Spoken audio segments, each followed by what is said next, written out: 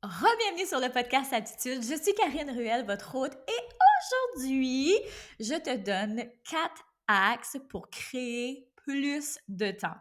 Avant de commencer, j'ai envie de te lire une petite review, un petit témoignage que j'ai reçu tout récemment sur le podcast. Sérieux, guys, quand vous prenez le temps d'aller marquer des petits commentaires comme ceux-là, vous n'avez aucune idée à quel point ça me donne de l'énergie, ça me donne le feu, ça me donne la motivation pour créer encore plus de contenu aussi.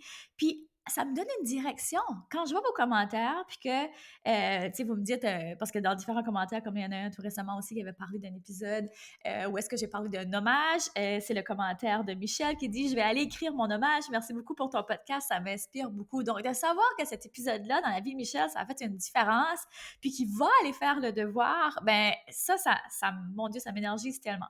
L'autre petit témoignage que je voulais lire ce matin, c'est le témoignage de Laurie. Ça m'a tellement fait plaisir de lire ce beau, ben tout, sans exception, vos témoignages, ça me touche énormément. Donc, Laurie qui dit « J'adore écouter ce podcast que j'ai découvert il y a quelques mois. À la fin de chaque épisode, je suis tout sourire et remplie de motivation. Merci Karine de transmettre ta passion, ton dynamisme et ton énergie. » Sérieux, merci à toi aussi, Laurie. C'est tellement un beau témoignage. Ça me fait vraiment chaud au cœur. Merci de prendre le temps de laisser ces petits mots-là. Alors, on continue. On va dans le vif du sujet aujourd'hui. 4 façons, 4 axes, 4 astuces pour créer du temps. Qu'est-ce que tu ferais avec plus de temps, avec 1 heure de plus dans ta journée ou avec 2 ou avec 3? Écoute, j'ai déjà été là, j'ai déjà été dans un endroit où est-ce que je rêvais d'avoir une journée de plus dans mon pratiquement. J'aurais pu avoir au moins un bon gros 4 heures de plus par jour. Ça aurait fait une énorme différence jusqu'à ce que j'apprenne à m'organiser. Parce que des baguettes magiques, ça n'existe pas. puis, malheureusement ou heureusement, on a tous 24 heures par jour. J'ai envie de dire, c'est facile de dire, oh ben moi, tu sais, de tomber du côté de la victime et dire, oh ben moi, c'est difficile, j'ai des enfants, j'ai ça, j'ai ça. On a tous des réalités différentes. Il y en a qui ont plus de responsabilités que d'autres. Oui, je le vois, j'en suis consciente, mais il y a des façons de faire. Il y a des façons de faire. Donc, on va regarder aujourd'hui comment est-ce que tu peux, de façon magique presque, ajouter de l'espace, créer du temps dans ton horaire parce que une grosse problématique qui arrive avec le fait de manquer de temps et de se sentir débordé, c'est que la première chose qui prend le bord en bon français, ben c'est prendre soin de soi. C'est la première chose. Puis pourtant, c'est la base. Puis je le répète souvent dans mes podcasts à quel point c'est la base de tout prendre soin de soi. Fait que quand l'horaire déborde, là, ben souvent, on va pas prendre le temps de se lever tôt pour aller s'entraîner. L'harmonie travail-famille va prendre le bord parce que là, on va commencer à faire plus d'heures parce qu'on se dit si je travaille plus ou si je travaille plus fort, je vais finir par régler ce problème-là, ça va se régler. Manger sainement, on n'en parle même pas parce que, bon, j'ai pas eu comment de fois, hein, moi, je me suis vue skipper le dîner carrément parce que j'avais juste l'impression que j'avais pas de temps, je ne priorisais pas. Fait que ça va directement en lien avec mon axe numéro 1, mon astuce numéro 1 qui est être clair sur les objectifs.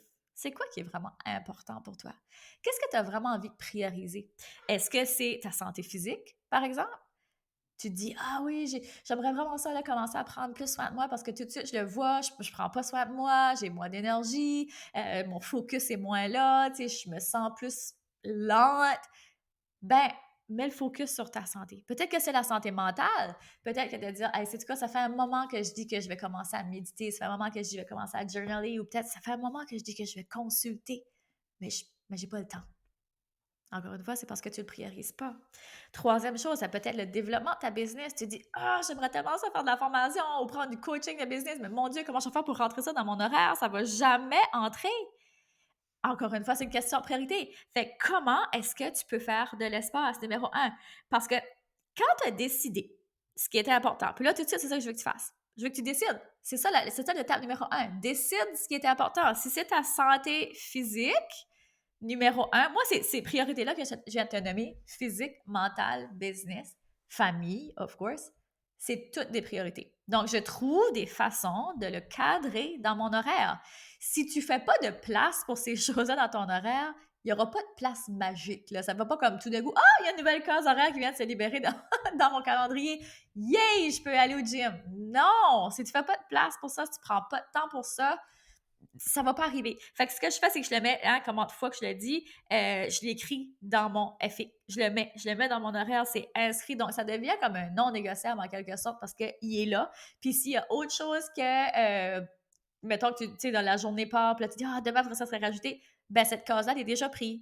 Fait que si ça ne va pas là, ma règle, c'est toujours, ben, surtout quand ça se répète, hein, parce qu'on voit souvent des patterns, mais là, c'est peut-être le temps de commencer à déléguer ou trouver d'autres façons de faire. Fait que la liste de.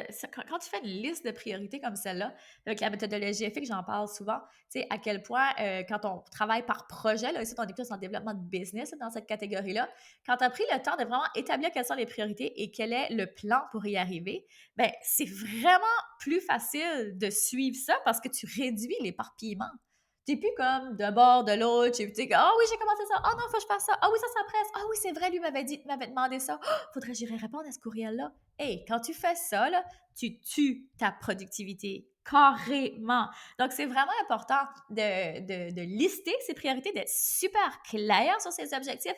Regarde, là, ce projet-là pour ma business, tout de suite, c'est ça qui est la priorité, c'est ça qui va me ramener le plus d'argent, c'est ça que j'ai le plus de plaisir à faire. Donc, le reste, il faut que ça prenne le bord. Point. Il faut que ça prenne le bord. Il faut que ce soit vraiment, vraiment très clair.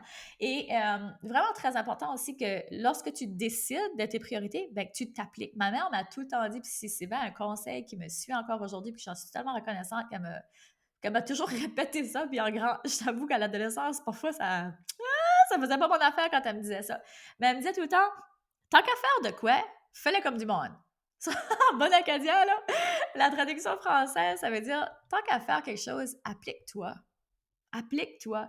Et j'ai appliqué ça dans tout. Donc, si maintenant je décide que ma priorité, c'est ma priorité, on va que le début de ma journée. Bon, prendre soin de moi, c'est une priorité. Si j'ai pas l'énergie, le fuel, l'espace, si j'ai pas pris d'espace pour moi, j'ai plus de difficultés dans ma journée. Je m'aperçois, j'ai moins d'énergie, je suis moins focus. Fait que c'est une priorité. Donc, je me bloque un temps et je fais un workout intense. Comme je sors là, ce matin, j'étais au spinning, mais je sors de là, je suis trempe des pieds à la tête. J'ai vraiment été très intense. Encore là, ça, c'est moi. Peut-être que pour toi, tu peux commencer graduel. Peut-être que ça peut juste être aller prendre une marche.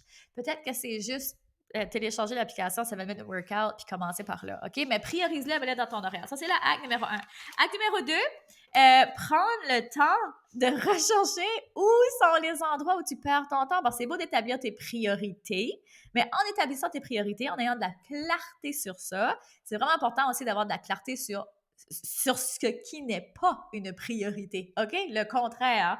Donc, ben souvent, là, le plus gros coupable, ben, c'est notre téléphone cellulaire. C'est pas une surprise, j'en suis certaine quand je te dis ça.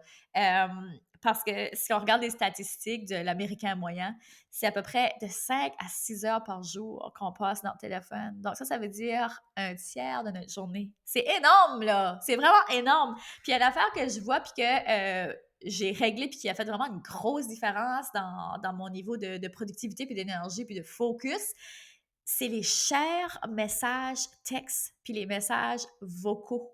Tu sais, c'est pas tant être sur les réseaux sociaux. Moi, c'était vraiment ça qui, oh my goodness!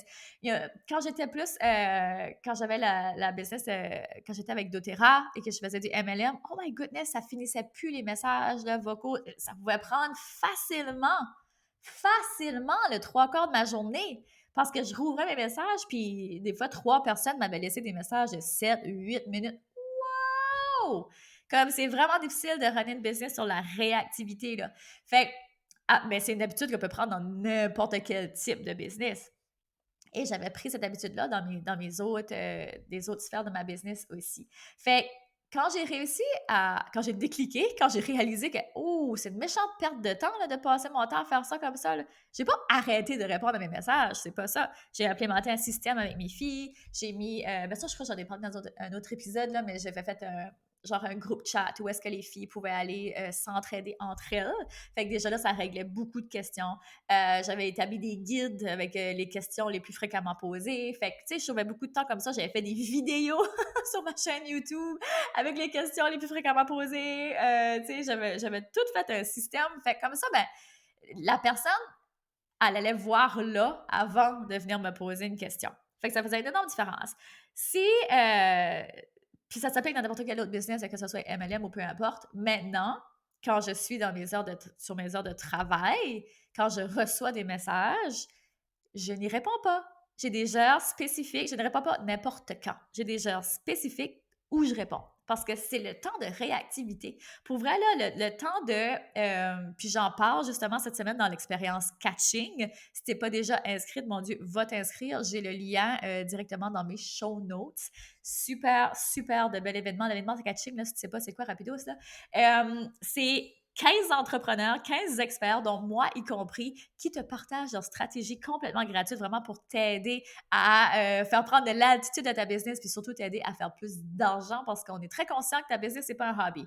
Donc, on donne vraiment plein de stratégies cette semaine. Et moi, dans mon partage cette semaine, c'est vraiment ce que je partageais. Tu y revoir, je te le dis pas tout, je réserve ça pour catching, mais vraiment important de ne pas s'éparpiller parce que le temps que tu prends lorsque tu es sur une tâche, puis que là, tu arrêtes de faire ta tâche pour aller répondre à un message ou peu importe, faire autre chose, le temps que ça te prend pour te concentrer à nouveau est énorme. Tu perds du temps, tu perds de l'énergie, tu perds du focus. Fait que c'est une des pires affaires que tu peux faire. Fait que commence à faire une liste de où est-ce que tu peux... Ce qu'on donne dans productivité, ce que je donne dans Productivité féminine, ma formation, c'est vraiment un tableau où est-ce que les gens peuvent entrer leur horaire, ce qu'ils font, puis vraiment voir comme, OK, où sont les pertes de temps? Parce que des fois, on ne réalise pas. Puis quand on fait cet exercice-là, on réalise que, ouh, OK, ouais, je fais ça souvent, puis là, je le fais à tel temps de ma journée, ou est-ce que je suis dans mon pic de productivité, par exemple? Est-ce que c'est réellement le bon endroit où je devrais le faire? Donc, on peut vraiment réorganiser son horaire. Des fois, c'est ça, hein, créer du temps, créer de l'espace. C'est juste une réorganisation d'horaire, une réorganisation de gestion de temps, gestion d'énergie. Et ça fait une énorme différence. Fait que ça, c'est pour le hack numéro 2. Hack numéro 3, limite tes engagements. Oh, comment de fois j'en parle de apprendre à dire non. Tu sais, on voit beaucoup, je vois beaucoup de gens, puis c'est correct, là, il y en a qui prônent beaucoup le dire oui aux opportunités, dis oui, parce que si tu dis oui à une opportunité, ça peut t'amener à autre chose. Je suis d'accord jusqu'à un certain point. Oui, ça peut être merveilleux de dire oui à un nouveau projet, à une conférence ici, un partenariat par là. Mais il faut faire attention. Il faut faire attention parce que si ce n'est pas complètement aligné avec vos objectifs et vos priorités, qui était le hack numéro 1, on peut facilement s'y perdre, puis on peut facilement se sentir, on peut facilement devenir surengagé. Puis c'est vraiment une de mes règles cette année. Je disais beaucoup oui. L'année passée, j'ai dit beaucoup oui. Puis c'est correct, là, je regrette zéro, là. Mais aujourd'hui, dans ma gestion d'énergie et au niveau où je vais emmener ma business cette année, je sais que je n'avais pas le choix de dire non. Et j'ai dit non à des super partenariats avec des gens que j'adore. Mais c'était pas aligné, puis pas nécessairement pas aligné tant que ça, mais reste pas aligné avec moi et ma business. C'était juste pas aligné avec ma mission, avec la direction que je voulais prendre. Il faut faire attention à toutes ces petites nuances-là. Puis souvent, la peur de dire non, ce que je vois beaucoup avec mes clientes de coaching, c'est la peur de ne pas être aimée. C'est ça qui est sous-jacent. Hein? La peur de dire non, c'est comme, ah, si je dis non à cette personne-là pour un partenariat ou une conférence, quelque chose, ben peut-être qu'après ça, elle me redemandera plus jamais ou peut-être que, tu sais, elle va moins m'aimer, tu sais. Non, c'est pas vrai. Puis si oui, ben peut-être que c'était pas une bonne personne avec qui faire des partenariats. Je veux dire, moi, si je propose quelque chose à quelqu'un, puis la personne me dit, regarde, non, c'est pas vraiment un bon timing, ou tu sais, pas tout de suite, ben c'est pas grave du tout. La prochaine fois que j'aurai autre chose, ou peu importe, on verra, ce sera peut-être un bon timing une autre fois. Fait que, tu sais, faut aller se questionner sur nos peurs. Pourquoi on a peur de dire non? Puis en tant que femme, on a été beaucoup élevées pour prendre soin des autres, pour être gentille, hein? Tu sais, vraiment tout le temps généreuse. Fait que peut-être se questionner là-dessus aussi, tu sais. Le fait de dire non, ça va pas faire de toi quelqu'un de méchant, là, du tout, ou ça va pas faire quelqu'un de toi quelqu'un qui est pas généreux, tu sais. Mais c'est difficile. Je sais que c'est difficile. Moi, ça a été une des choses les plus difficiles que j'ai à faire. Puis encore, dernièrement, j'ai encore beaucoup de difficultés. J'ai été demandée pour faire une conférence pour le programme Gratitude d'attitude dans les écoles.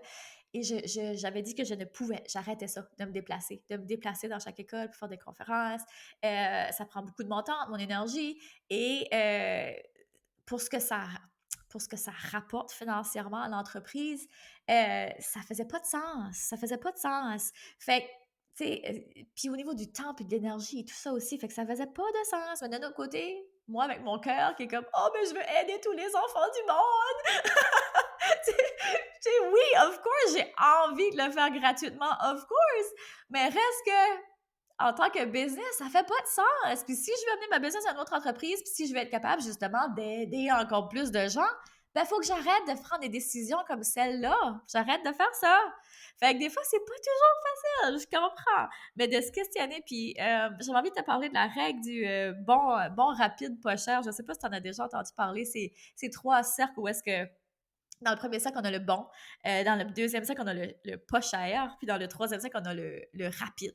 Puis quand on vient, mon Dieu, je change de terme, mais quand les trois s'imbriquent un dans l'autre, ben si tu veux avoir quelque chose qui est rapide et bon, ben ça reste d'être plus cher, plus dispendieux. Si tu veux quelque chose qui est bon, mais qui est pas cher, ça risque de prendre du temps. Et si tu veux quelque chose de rapide et pas cher, ben, grosse chance que ça ne sera pas de qualité. Fait que ça, c'est à se questionner, là. Quand on prend beaucoup de choses, là, puis qu'on devient surengagé, là, ben, la qualité est souvent moins là. Tu sais, peut-être que si tu fais du coaching one-on-one ou que tu es en train de créer une formation, si tu t'amuses à te disperser ton temps et ton énergie, il va rester quoi pour tes clients? Tu sais, il faut penser plus loin que ça. Fait que c'est vraiment important de bien utiliser son temps. Fait que axe numéro 4, prendre du temps pour soi. Ça, c'est une astuce pour créer plus de temps. Mais tu vas me dire, ben voyons, j'ai pas le temps de prendre du temps pour moi, c'est justement ça le problème. Non, c'est le contraire, il faut que tu prennes du temps pour toi. Si tu veux être plus énergique, si tu veux être plus focus pour faire tes affaires, j'ai envie de te dire, plus rapidement ou plus de qualité. Puis le but ici, c'est pas de André, je dis ça, puis j'ai pas envie que tu penses que, bon, il faut que je sois une machine performante. C'est pas ça le point, là, du tout. Mais c'est juste que moi, je le sais, quand je prends pas le temps de prendre cet espace-là pour moi, je suis moins performante dans mon travail. Ça me prend plus de temps pour faire mes choses. Puis il y a personne qui est gagnant là-dedans, pour vrai, là. Comme moi, si ça me prend 3 heures pour faire enregistrer un épisode de podcast qui était censé me durer 15 minutes ou 20 minutes, il n'y a personne de gagnant. Mon équipe n'est pas gagnante. Moi, je ne suis pas gagnante. Tu sais, mes clients ne sont pas gagnants. Comme, tu sais, il n'y a personne de gagnant.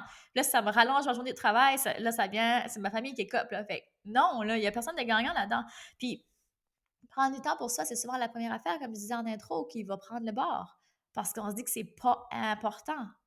Mais c'est vraiment important. Et je vais comme toujours comme revenir avec ça. L'importance de la santé physique et de la santé mentale, c'est la base de votre business. Je peux donner toutes les stratégies du monde entier pour runner une business. Si tu prends pas le temps pour toi, ça va être vraiment difficile. Ça va vraiment être difficile de runner ta business puis d'être épanoui dans ta business. Parce que runner une business, brûlé, fatigué, ça se fait jusqu'à un certain temps, là. Mais après, à un moment donné, il y a quelque chose qui pète. Fait que vraiment super important. Puis quand on est en mode surengagement, pas super engagement, bien automatiquement, on se sent plus stressé, on se sent plus épuisé, on se sent plus fatigué. Puis comment est-ce qu'on peut créer à partir d'un état comme celui-là? C'est vraiment plus difficile. Donc, c'est vraiment crucial. Honnêtement, mets-le dans ton FX. C'est pas dans n'importe quel planificateur que tu utilises. Inscris-le, fais-en un non négociable. Vraiment, vraiment super important. Fait que j'espère que ça va te faire réfléchir parce qu'il y a juste une toi.